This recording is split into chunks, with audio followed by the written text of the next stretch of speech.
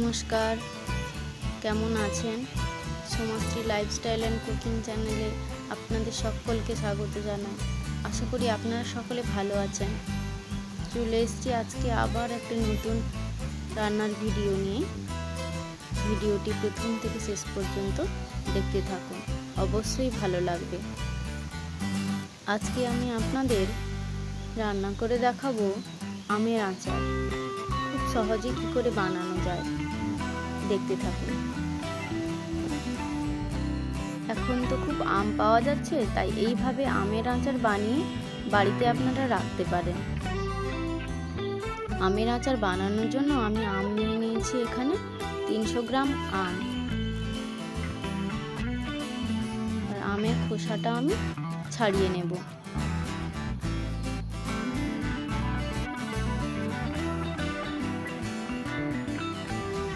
আপনারা আমের খোসা ছুরি বা বটির সাহায্যে ছাড়িয়ে নিতে পারেন।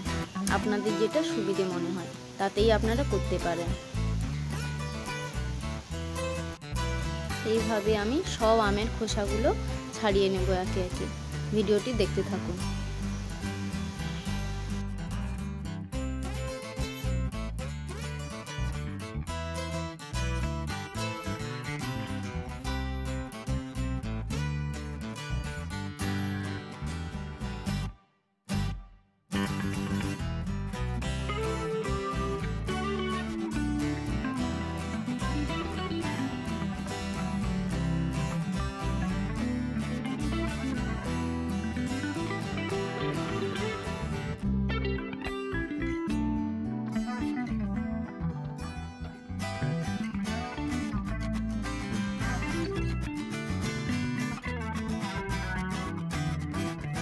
আমের খোসা ছাড়ানো হয়ে গেছে, মাঝখান থেকে আমি আমটাকে কেটে নিয়েছি। আপনারাও এইভাবে আমের খোসা ছাড়িয়ে মাঝখান থেকে কেটে নেবেন। ভেতরের যে বীজটা থাকে সেটা আমি বের করে দিয়েছি। এইভাবে আমি সব আম ছাড়িয়ে নিয়ে টুকরো টুকরো করে কেটে নিয়েছি। এবার একটা পাত্রে জল নিয়েছি, ভালো করে আমি আমগুলোকে ধুয়ে নেব।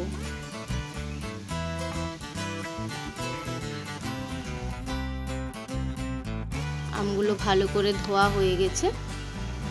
এবার ভালো করে জল ঝরিয়ে আমি তুলে নেব আমগুলোকে।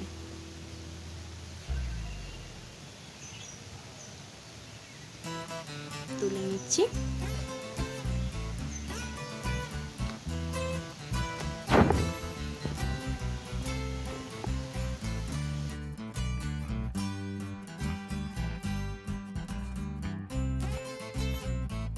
বানানোর জন্য আমি এখানে 300 গ্রাম মতো চিনি নিয়েছি, দুটো ছোট এলাচ নিয়েছি, দেখুন।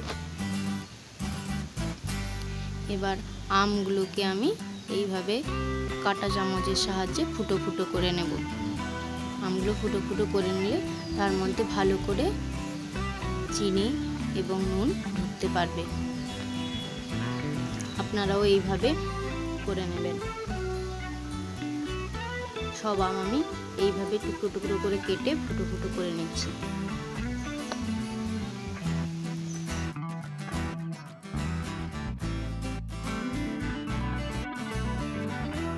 এবার একটা পাত্রের মধ্যে আমি আমগুলোকে তুলে নিয়েছি। এতে সামান্য পরিমাণ লবণ দিলাম, চিনি দিয়ে দিয়েছি, দিয়ে ভালো করে মিশিয়ে নিচ্ছি।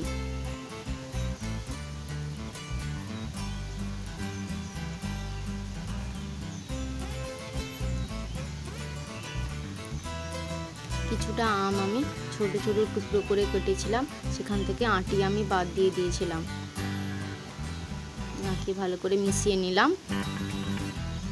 এবার 15-20 মিনিটের মতো ঢাকা দিয়ে আমি রেখে দিব আমটাকে।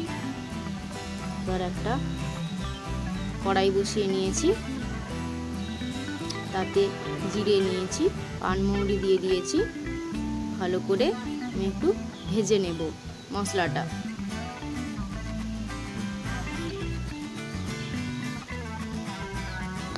ভাজা হয়ে গেছে।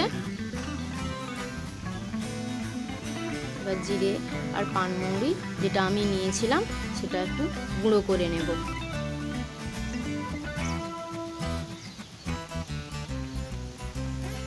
দেখুন গুঁড়ো করে রেখেছি। আচার তৈরির সময় আমি এটা ব্যবহার করব। 20 মিনিটের জন্য যে ঢাকা দিয়ে রেখেছিলাম সেটা এবার আমি খুলে নিলাম। দেখুন চিনিটা প্রায় গলে গেছে। এবার একটা কড়াইতে একটু কাজু বাদাম দিয়ে হালকা করে নেড়ে নিচ্ছি।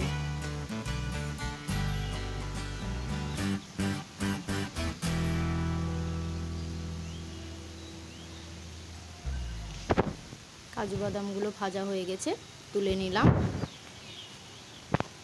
এবার ওই কড়াইতেই আমটা আমি দিয়ে দিলাম।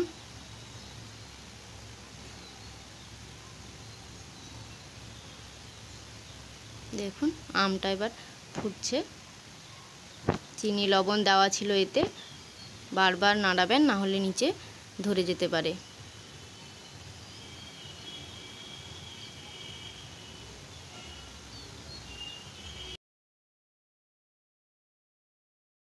ভালো করে একটু ফুটে গেলে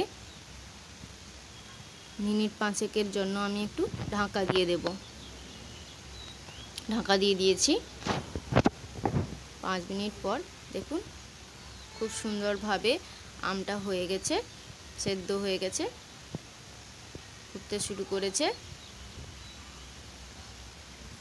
এবং অনেকটা ঘনও হয়ে গেছে।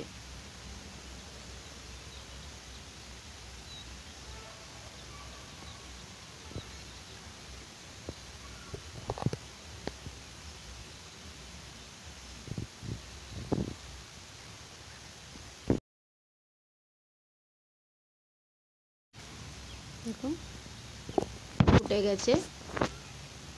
এবার এতে আমি চিনি দিয়ে দিলাম।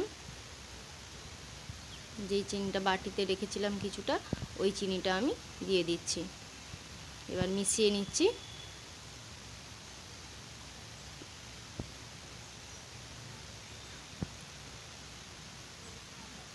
কাজু বাদামটা যে ভেজে রেখেছিলাম সেটা আমি এবার দিয়ে দিলাম।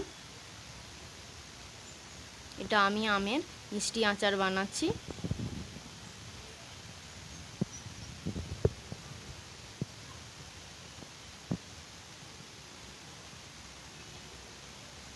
আপনারা আপনাদের স্বাদ মতো চিনি ব্যবহার করবেন।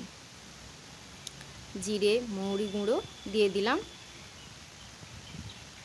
এবার অল্প পরিমাণে আমি দেব লঙ্কার গুঁড়ো, দিয়ে মিশিয়ে নিচ্ছি।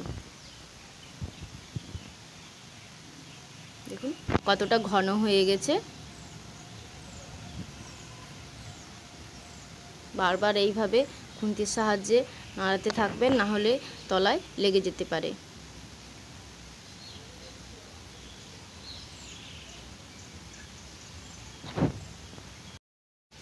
যখন দেখবেন এইভাবে ঘন হয়ে এসছে তখন বুঝবেন আচারটা তৈরি হয়ে গেছে। আচার তৈরি হয়ে গেছে।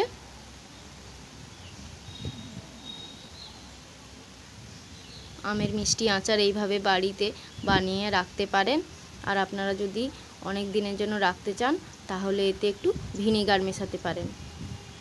আমি এখানে ভিনিগার ব্যবহার করিনি, কারণ আমি তো বেশি দিনের জন্য এখানে রাখবো না, তাই ভিনিগার ব্যবহার করিনি। ভিডিওটি কেমন লাগলো অবশ্যই কমেন্ট করে জানাবেন।